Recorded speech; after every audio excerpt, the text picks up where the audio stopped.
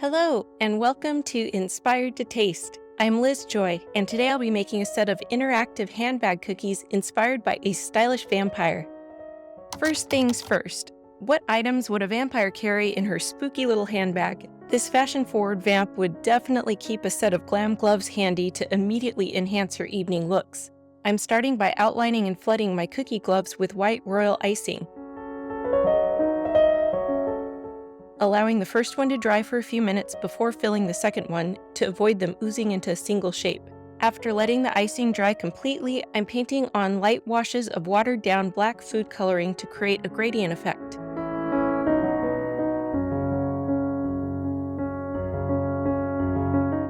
Then I'm using an edible marker to draw a spiderweb-inspired lace pattern. This was actually my second attempt at the lace pattern. I didn't have a plan for the first one, and man did it show. But I was so happy with this spiderweb design.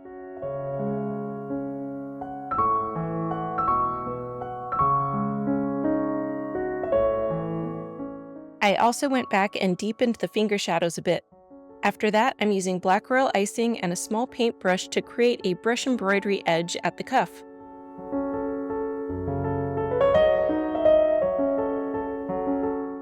And delicate dots to amp up the lacy vibe.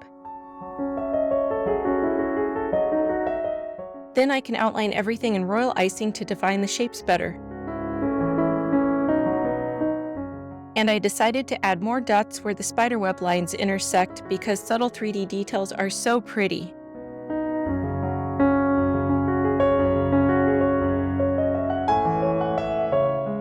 Our girl would obviously also carry some shimmery red lip gloss to border her one-of-a-kind bite.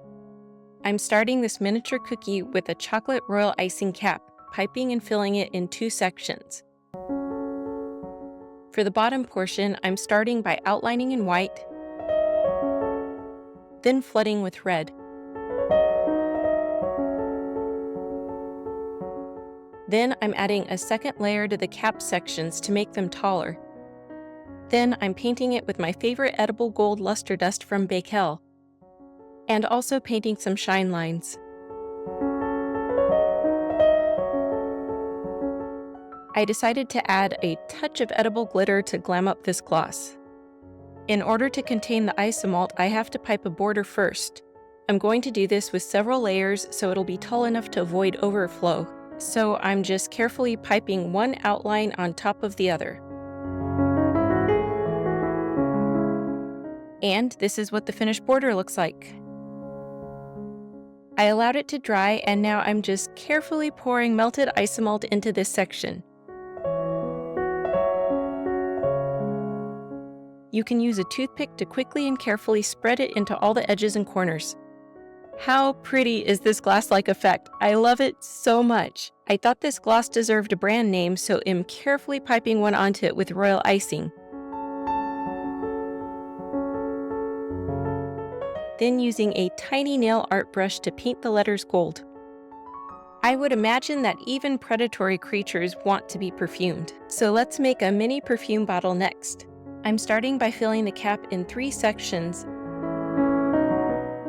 then outlining the body of the bottle. After that, I'm flooding it with white and red.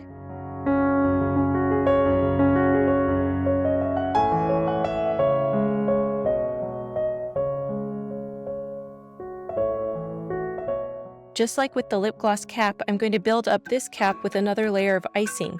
I poked some holes in the bottom section first to avoid cratering. Then I'm using white poppy paint to create a faceted effect, and adding washes of pink and dots of white to the red section to make it look more liquidy.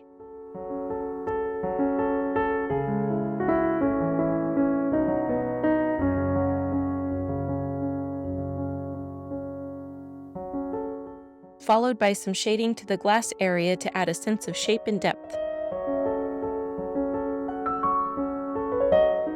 Next, I'm going to build up a border again to contain more isomalt.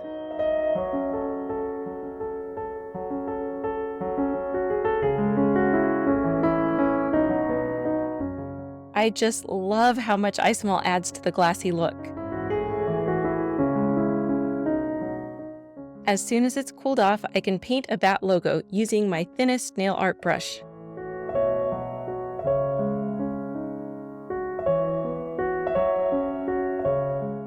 And now it's reminding me of a Bacardi label, but I'm not mad about that. A stylish vamp would probably happily wear sunglasses all times of the day and night, so let's whip up a tiny edible pair. I want the lenses to be red, but I'm starting by painting a base layer of white to ensure that the red will show up as vibrantly as possible.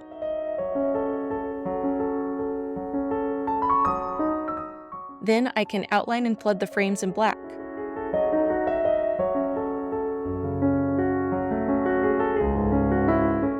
I also decided to paint some subtle highlights on the lenses to add to the shiny effect. After that, I'm piping outlines and details onto the frame for more visual interest. Then adding a few brush strokes of white to highlight my details. And the final touch, more isomalt. Just a small splash into each lens. For the final item, I've got to protect this girl from the sun. Let's add a teeny tiny tube of extra strong sunscreen. This one's going to be pretty straightforward. I'm just starting by outlining and flooding it in 3 separate sections. Then I can draw and color in my label design using a variety of black edible markers.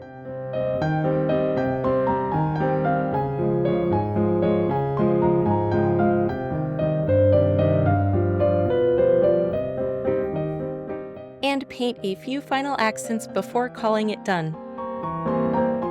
Time to move on to the handbag. The main detail of note will be a row of vampire fangs lining the closure, so I'll start by making those.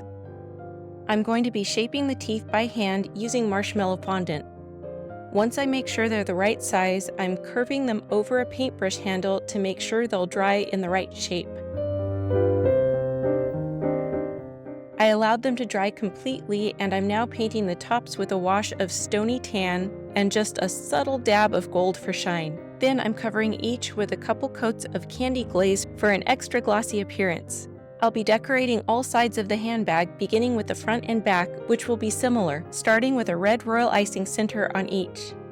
While that dries, I'm going to prepare my flocking material to create a distressed, crushed velvet texture. I'm doing this by painting wafer paper with red food coloring. Once that dries, I'm cutting it up so the pieces fit into an electric spice grinder.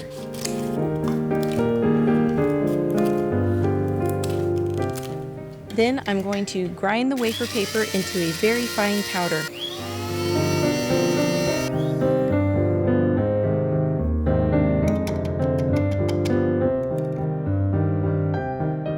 To create the velvet texture, I'm piping a bit more red icing onto the dried sections and dabbing it with a paintbrush until there's an even coverage.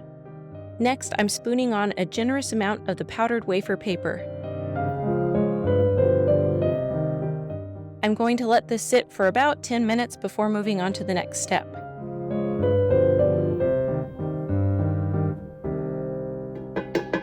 After removing the excess powder, I'm dripping on a very small amount of water, and then somewhat aggressively brushing back and forth to create the distressed effect.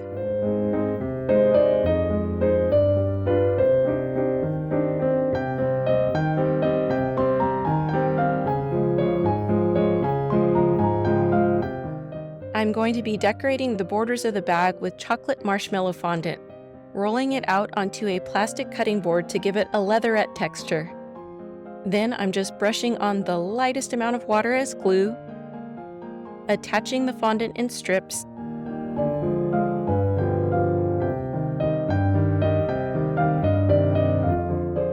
and using a clay tool to add a stitched effect. You can easily create the stitching detail with a scribe tool or toothpick too.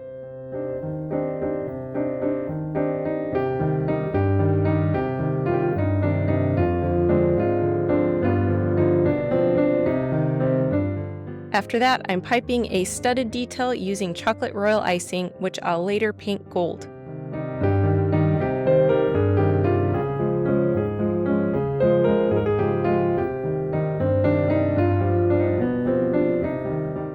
For the bag flap, I'm doing a base layer of the leatherette chocolate fondant, and cutting out the fang sections with a frosting tip. Adding more stitching and attaching it with a generous amount of thick consistency chocolate royal icing. Now I can carefully add the fangs, using more chocolate icing to attach each individually, and securing the tips with a small dollop of royal icing.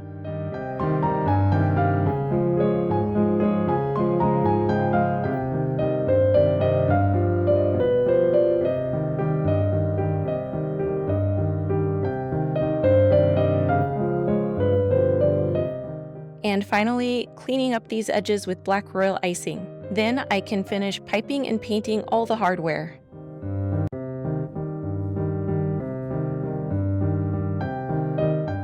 And add the handles.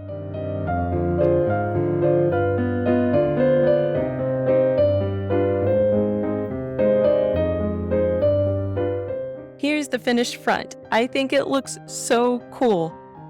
Time to make this bag usable. I made the sides out of rectangular cookies and used a zester to shave the edges nice and straight and flat. Then I'm attaching them with my thick consistency chocolate icing.